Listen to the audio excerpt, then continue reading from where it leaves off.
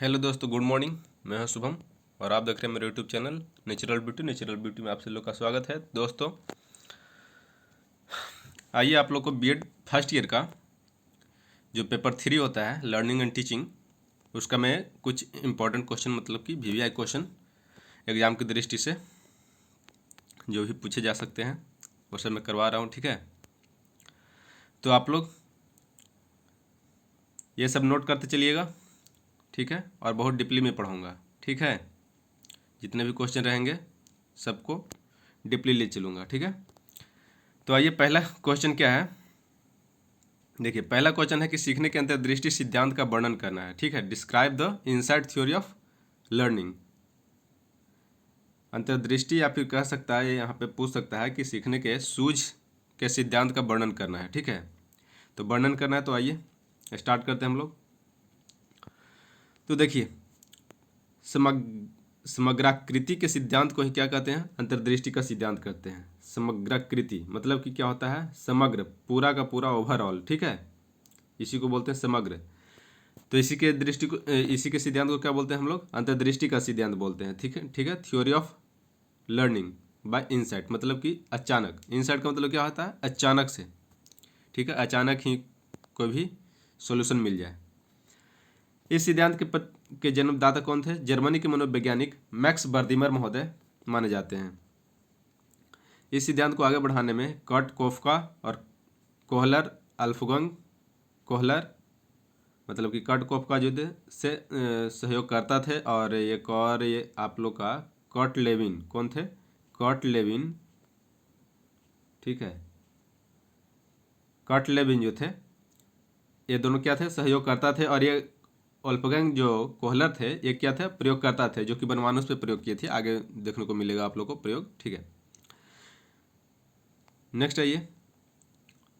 बर्दिमर ने गेस्टाल्ट की व्याख्या करते हुए गेस्टाल्ट की व्याख्या करते हुए, गेस्टाल्ट यानी कि समग्र। ठीक है, समग्र यानी कि समूचा, मतलब कि होल। ठीक है, बर्दिमर ने गेस्टाल्ट की व्याख्या करते हुए लिखा है कि किसी भी समग्राकृति की विशेषताएं केवल इसके व्यक्तिगत तत्व के द्वारा नहीं, अपितु इसके आंतरिक संगठन या प्रकृति द्वारा निश्चित होती है। गेस्टाल्ट ने आकार की पूर्णता पर ध्यान दिया है। गेस्टाल्ट में आकार की पूर्णता पर मतलब कि समूचा पर ध्यान दिया जाता है, उसके विभिन्न अंशों पर ध्यान नहीं दिया जाता है। कहने का मतलब ये छोटे छोटे अंश पर ध्यान नहीं दिया जाता है। इसका कारण यह है कि किस अंशों की अपेक्षा संपूर्ण क्या होता है? बड़ा होता है। ठीक है, इसीलिए ध्यान नहीं दिया जाता है छोटे छोटे अंशों पे। फिर कहते हैं, गेस्टाल्टवादियों का विश्वास है कि किसी समस्या के उत्पन्न होने पर हम अपने प्रत्यक्षीकरण के प्रतिरूप के प्रति प्रतिक्रिया करते हैं। प्रत्यक्षीकरण यानी कि देखना होता है। ठीक है, तो प्रत्यक्षीकरण के प्रतिरूप के प्रति क्या करते हैं? प्रतिक्रिया करते हैं, जो कि मुख्यतः वातावरण में स्थित उत्तेजक दशाओं पर निर्भर रहती है। हम किसी बात को अनुभवों से संबंध स्थापित करके नहीं सीखते हैं, बल्कि नवीन समग्राकृति की रचना करके सीखते हैं। इनका कहना यह है कि हम किसी के मतलब कि किसी के बात को अनुभवों से संबंध स्थापित करके नहीं सीखते हैं, बल्कि नवीन समग्राकृति की क्या करते हैं? रचना करके सीखते हैं। ठीक है, ये जो भी बातें बोला जाएगा, ये सब बोला जाएगा किसके अंडर में? ये जो अंतर्दृष्टि का सिद्धांत है बर्दाइमर महोदय का, उसी के संदर्भ में सब बोला जाएगा। ठीक है, अर्थात हम नवीन प्रतिरूपों को देखते हैं और संपूर्ण परिस्थिति में उनका संपूर्ण के रूप में संगठित करते हैं। जीवन की संगठन और पुनर्संगठन की यह क्रिया अपनी अनुक्रिया में होने वाले उन परिवर्तनों के रूप में अभिव्यक्ति होती है, जिन्हें अधिगम कहा जाता है। क्या कहा जाता है? अधिगम कहा जाता है। किसी समस्या का समाधान करते समय जब हल अचानक हमारे मस्तिष्क में आता है, तो यह क्या होता है? तीव्र गति से होने वाला परिवर्तन ही क्या कहलाता है? अंतर्दृष्टि या फिर सूझ या फिर इंसाइट बोलते हैं, उसको इंसाइट कहलाता है। ठीक है, जब कोई भी समस्या है उसका समाधान मतलब कि अचानक से मतलब कि पता चल जाए, तो इसी को क्या बोलते हैं हम लोग को? अंतर्दृष्टि या सूझ का सिद्धांत मतलब कि सूझ बोलते हैं। ठीक है, अब आइए, स्किनर महोदय ने अंतर्दृष्टि के बारे में कुछ लिखा है, क्या कहना है इनका? स्किनर महोदय का कहना है कि अंतर्दृष्टि को परिभाषित, मतलब कि स्किनर अंतर्दृष्टि को परिभाषित करते, ये इन्होंने कहा है अंतर्दृष्टि को परिभाषित करना कठिन है। क्या है? कठिन है। सीखने वाले के संदर्भ में इससे तात्पर्य है कि उसको संपूर्ण परिस्थिति की पकड़ हो। ठीक है, क्या हो? पकड़ हो। किसको? संपूर्ण परिस्थिति का। तो इसमें क्या होता है? समग्र, मतलब कि संपूर्ण समग्राकृति पे इसको ध्यान दिया जाता है। ठीक है, ये स्किनर महोदय का आप लोग सिद्धांत, मतलब कि जो बोले हैं वो जो भी है कथन, वो सब आप लोग ध्यान में रखिएगा। ठीक है, और एग्जाम में आप लोग 1 या 2 कथन कम से कम लिख दीजिएगा। जो भी है, जो भी सिद्धांत रहेगा उनके बारे में हर एक मनोवैज्ञानिक अपने अपने विचार दिए हैं। ठीक है, तो 1-2 मतलब कि कम से कम लिख दीजिएगा, ताकि आप लोग को क्वेश्चन, मतलब कि आंसर जो है सटीक हो। ठीक है, और एग्ज़ाम जैसे टीचर जो भी चेक कर रहे होते हैं वो अच्छे मार्क्स दें। अब देखिए एंडरसन क्या लिखे हैं। एंडरसन लिखे हैं कि अंतर्दृष्टि से तात्पर्य समस्या के हल को अचानक प्राप्त कर लेने से है। इससे प्रारंभ होने वाली प्रक्रिया परिस्थिति के अनुसार चलती है और हल प्रत्यक्ष ज्ञान के क्षेत्र के संस्थान के संदर्भ में होता है।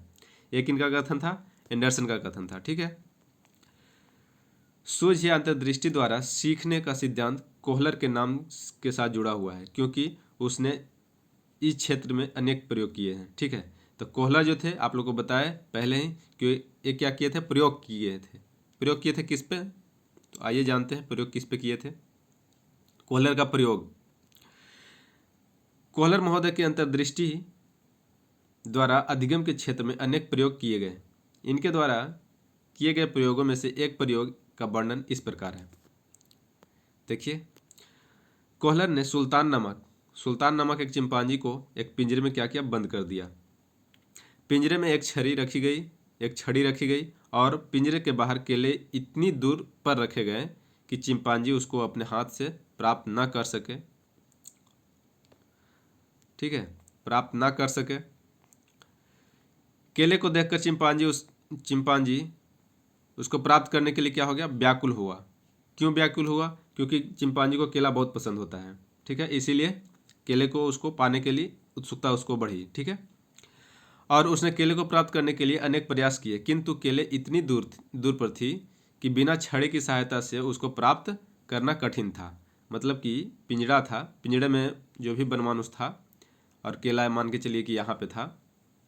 ठीक है, केला यहाँ पे था और ये पिंजरा था, इसमें छड़ी रखा हुआ था। तो बनमानुष क्या करता है ना कि इस छड़ी से, इस केले को छड़ी की मदद से क्या करता है? केले को अपने तरफ खींच लाता है। ठीक है, आगे देखिए, किंतु केले इतनी दूर पर थी कि बिना छड़ी की सहायता से उसको प्राप्त करना कठिन था। एकाएक, मतलब अचानक चिंपांजी की दृष्टि किस पे पड़ी है? छड़ी पे पड़ी, और उसने छड़ी तथा केले के मध्य संबंध स्थापित कर लिया। उसने छड़ी को उठाया और उसकी सहायता से केले को अपनी ओर खींचकर प्राप्त कर लिया। ठीक है, कोहलर के प्रयोग से स्पष्ट है कि पशु संपूर्ण परिस्थिति को देखता है। क्या करता है? संपूर्ण परिस्थिति को देखता है और समस्या समाधान के सूझ के पैदा होने से पूर्व क्षेत्रीय वस्तुओं में परस्पर क्या करता है? संबंध स्थापित करता है। अब देखिए, जो भी है पिंजरा था, अब पिंजरा था, यहाँ पे छड़ी रखा हुआ था, ये चिंपांजी है, और इधर क्या था? केला था। ठीक है, तो ये क्या करता है? ये पशु था। ये मतलब कि सूझ को जब तक मतलब कि आता है, वो क्या करता है? अपने आसपास के क्षेत्र को देखता है कि हमको कुछ यहाँ तक पहुँचने लायक, मतलब कि इस केले को पाने के लिए कुछ तो मिल पाए। तो वही क्या करता है? अपने मतलब कि आसपास के वस्तुओं के साथ में क्या करता है? संबंध स्थापित करता है। जिस तरह से छड़ी से संबंध स्थापित किसका किया? ये छड़ी और केले का संबंध स्थापित किया। कौन? ये चिंपांजी किया, सुल्तान नामक। और उसके बाद क्या किया? केला को अपने पास में लाकर खा गया। ठीक है, दूसरी बात जो स्पष्ट होती है कि पशु अपने व्यवहार में सूझ से पूर्व प्रयत्न और भूल को प्रदर्शित करते हैं। क्या करते हैं? प्रयत्न एवं भूल, जो कि थॉर्नडाई का नियम है, प्रयास एवं त्रुटि। किंतु एक बार अंतर्दृष्टि द्वारा समस्या के समाधान होने से इसके समान समस्याओं में सूझ के स्थानांतरण की अधिक संभावना रहती है। ठीक है, अधिगम के गेस्टाल्ट सिद्धांत में अंतर्दृष्टि का विकास प्रमुख आवश्यकता है। मतलब कि गेस्टाल्ट मनोविज्ञान के अनुसार क्षेत्र का प्रत्यक्षीकरण होना, उस क्षेत्र का संगठन करना ही अंतर्दृष्टि है। मतलब कि जो भी क्षेत्र है क्या होता है, गेस्टाल्ट पूरा का पूरा जिस क्षेत्र में मतलब कि प्रत्यक्षीकरण मतलब देखा जा रहा है उस क्षेत्र का क्या होता है, पुनः संगठन करना ही अंतर्दृष्टि कहलाता है। ठीक है। सूझ के सिद्धांत की कुछ विशेषताएं हैं, आइए देख लेते हैं। विशेषताएं इतने ज़्यादा मतलब कि हो जाएंगे, आप लोग अगर एग्जाम में लिखते हैं तो 2 3 3 भी लिख दीजिएगा, काम चल जाएगा। ठीक है, 3 4 तक। अब ये पहला सिद्धांत है कि इस सिद्धांत पहला विशेषता है, इस सिद्धांत के द्वारा सीखने में सूझ का प्रयोग किया जाता है। अतः यह सिद्धांत बुद्धि जैसी मानसिक क्रियाओं को क्या करता है, मान्यता देता है। ठीक है। दूसरा है, यह सिद्धांत किसी भी समस्या से संबंधित संपूर्ण परिस्थिति का पूर्ण रूप से प्रत्यक्षीकरण पर बल देता है। क्या करता है, पूर्ण रूप से क्या करता है, उसको देखता है पहले, अभी बताए। यह सिद्धांत नेक्स्ट है, यह सिद्धांत पूर्ण रूप से क्या करता है, अंश की ओर चलता है, सीखने पर बल देता है। इस प्रकार से सीखा गया ज्ञान स्पष्ट और अस्थायी होता है। मतलब कि पूर्ण से अंश की ओर जाता है ये। ठीक है। नेक्स्ट है ये चौथा नंबर है, यह सिद्धांत समस्या समाधान और अन्वेषण, मतलब कि अन्वेषण का मतलब खोज, द्वारा सीखने पर बल देता है। ठीक है। मतलब कि खोज करते रहता है कि क्या हम करें ताकि हमको कुछ मिल पाए, जो सॉल्यूशन अचानक मतलब कि मिल जाता है ना इसमें। ठीक है, ये खोज द्वारा सीखने पर बल देता है। नेक्स्ट है, इस सिद्धांत द्वारा सीखे गए ज्ञान का नवीन परिस्थिति में स्थानांतरण किया जा सकता है। क्या किया जाता है, सीखे गए ज्ञान नए नवीन मतलब नवीन का मतलब नए परिस्थिति में स्थानांतरण किया जा सकता है। ठीक है। सूझ का नेक्स्ट है, सूझ का बुद्धि से संबंध होता है। क्या होता है, बुद्धि से, इंटेलिजेंस से संबंध होता है। अधिक बुद्धि वाले व्यक्तियों में क्या होता है, सूझ अधिक होता है। ठीक है। नेक्स्ट है, सूझ के सिद्धांत की कुछ कमियां होती है, मतलब कि लिमिटेशंस ऑफ इनसाइट थ्योरी। यह भी आप लोग को लिखना जरूरी है। कोई भी सिद्धांत लिखिए, उसकी कुछ लिमिटेशंस होती है, कुछ विशेषताएं होती है। ठीक है। मतलब कि कुछ उसको प्रॉफिट वाले चीज़ होते हैं और कुछ हानि वाली चीज़ होते हैं, तो वो दोनों लिख दीजिएगा। ठीक। आइए इसमें भी कुछ पॉइंटें देख लेते हैं। आप लोग को इतना नहीं, फिर भी 3 4 पॉइंट कम से कम लिख देना पड़ेगा।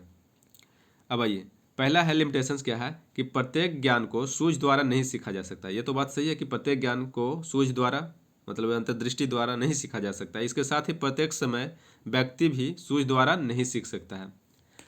अब प्रत्येक समय या फिर क्या होता है, हमेशा सूझ द्वारा तो नहीं सीखा जा सकता है, ये लिमिटेशन से था। दूसरा है कि सीखने में केवल सूझ ही काम नहीं आता है, केवल अंतर्दृष्टि ही काम नहीं आता है, इसके साथ अनुकूल परिस्थिति भी आवश्यक है। मतलब कि जैसे मान के चलिए वहाँ पे क्या था, छड़ी था, बॉक्स था, सीढ़ी आदि परिस्थिति का हिस्सा था। अगर छड़ी नहीं रहता तो क्या होता, वो परिस्थिति वो कायम करता, मतलब कि केला को पाता नहीं पाता। ठीक है। तो ये था कि सिर्फ सूझ द्वारा नहीं बल्कि वो अनुकूलित क्या होना चाहिए, परिस्थिति वातावरण होना चाहिए। ठीक है, ताकि वो अपने सूझ को मतलब कि डेवलप कर पाए। नेक्स्ट है, यह सिद्धांत सीखने में परिस्थिति की व्याख्या नहीं करता है। क्या करता है, परिस्थिति की व्याख्या नहीं करता है, ये कमी है। नेक्स्ट है, इस सिद्धांत के अनुसार समस्या समाधान के लिए उपयोगी साधन होने आवश्यक होते हैं, लेकिन सीखना कभी कभी बिना साधनों के भी होता है। अब ये कोई ज़रूरी नहीं कि साधन मतलब कि है तो सीख ही पाएंगे। ठीक है। तो क्या होता है, बिना साधन को भी सीखा जा सकता है। नेक्स्ट है, यह सिद्धांत प्रयत्न एवं त्रुटि को मान्यता नहीं देता है, लेकिन सीखने की इस प्रक्रिया में प्रारंभ तो प्रयत्न एवं त्रुटि से ही करता है। अब चिंपांजी प्रयास ही नहीं करता तो क्या होता, वो केला को पाता नहीं पाता।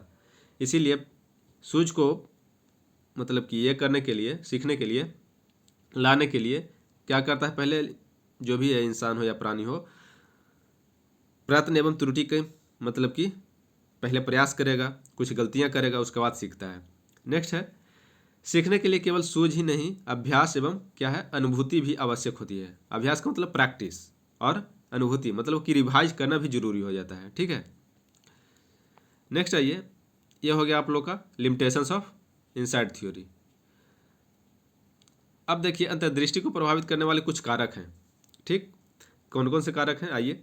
अंतर्दृष्टि द्वारा अधिगम पर प्रयोग करते समय विद्वानों ने देखा कि कुछ ऐसे कारक भी हैं जो कि अंतर्दृष्टि को प्रभावित करते हैं। इस प्रकार कुछ महत्वपूर्ण कारक हैं। पहला है प्रत्यक्षीकरण। प्रत्यक्षीकरण का मतलब क्या होता है? देखना। क्या होता है? आप लोग लिख लीजिएगा, देखना। ठीक है। अब देखिए, प्रत्यक्षीकरण, अंतर्दृष्टि का आधार प्रत्यक्षीकरण होता है। यदि समस्या का प्रत्यक्षीकरण ठीक प्रकार से नहीं होगा तो क्या होगा? अंतर्दृष्टि का विकास संभव नहीं है। प्रत्यक्षीकरण ही अंतर्दृष्टि को क्या करता है? विकसित करता है। ठीक है। तो पूरी परिस्थिति को पहले क्या करेंगे? देखेंगे गौर से, उसके बाद ही आप लोगों को सूझ आएगा। ठीक है। दूसरा है, ये प्रभावित करने वाले कारक में पहला। दूसरा ये बुद्धि, इंटेलिजेंस भी क्या करता है? मतलब प्रभावित करता है। बुद्धि भी अंतर्दृष्टि को प्रभावित करती है। उच्च बौद्धिक स्तर वाले जीवों में अंतर्दृष्टि अधिक क्रियाशील होती है। पशुओं की अपेक्षा मानव में उच्च बुद्धि होने के कारण अंतर्दृष्टि द्वारा अधिगम मानव में अधिक पाया जाता है। पशुओं की तुलना में क्या होता है? सूझ मनुष्य में ज़्यादा पाया जाता है। ठीक है। तो यह बुद्धि भी क्या होता है? प्रभावित करता है। तीसरा है समस्या की रचना। समस्या की रचना भी अंतर्दृष्टि को प्रभावित करती है। जटिल रचना वाली अवस्था अव्यवस्थित रूप में समस्या प्रत्यक्षीकरण में व्यवधान, मतलब कि क्या करता है? रुकावट उत्पन्न करती है, जिसके कारण अंतर्दृष्टि का विकास एकाएक अथवा अधिक नहीं हो पाता है। ठीक है। तो समस्या की रचना भी मतलब कि जरूरी है। चौथा में है अनुभव। अनुभव भी होना जरूरी है। अनुभव का अंतर्दृष्टि के विकास में अधिक योगदान रहता है। जिस व्यक्ति के पास ज़्यादा अनुभव होगा उसमें क्या होगा? सूझ का विकास जल्दी ही होगा। ठीक है, जल्द होगा। अनुभवी व्यक्ति अंतर्दृष्टि द्वारा समस्या का हल शीघ्र ही ढूंढ लेते हैं। ठीक है। तो ये अनुभव भी होगा। 4 हो गया। अब आइए, सूझ के सिद्धांत की शैक्षिक उपयोगिता क्या है? Education implication of insight theory क्या क्या है देख लेते हैं। पहला है, इस सिद्धांत के अनुसार सीखना पूर्ण से अंशकीय होता है। अतः शिक्षकों को चाहिए कि वे बालकों को सिखाते समय संपूर्ण परिस्थिति को सामने रखें, उन्हें अपनी सूझ द्वारा सीखने के लिए प्रोत्साहित करें। ठीक है। बालकों के क्या करना चाहिए? पहले संपूर्ण परिस्थिति को मतलब कि उसके सामने रख दिया जाए। उसके बाद क्या होना चाहिए?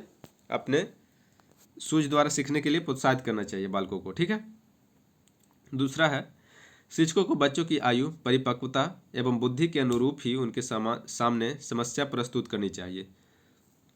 अब मान के चलिए कोई 5 साल का बच्चा है, अब इसको बोल दिए कि अब बना दीजिए आप क्या, जैसे इस बच्चा को बोल दिया कि ज्योमेट्री बनाइए, मतलब कि कह सकते हैं कि कैलकुलस में डिफरेंशिएशन और इंटीग्रेशन का इसको दे दिए, तो क्या ये कर पाएगा? नहीं कर पाएगा। तो मतलब कि आयु, परिपक्वता और बुद्धि के अनुसार ही उसको क्या करना चाहिए? सामने उसके समस्या को प्रस्तुत करना चाहिए ताकि वो सॉल्व कर पाए। ठीक है। नेक्स्ट है, शिक्षक पढ़ाते समय शिक्षार्थियों को सीखने के लिए तत्पर करें। क्या करें? तत्पर करें कि नहीं ये कैसे सीखा जा सकता है। ठीक है। और सीखने की प्रक्रिया के दौरान उन्हें समय समय पर क्या करें? प्रोत्साहित भी करें ताकि बच्चे अच्छे से सीख पाएँ।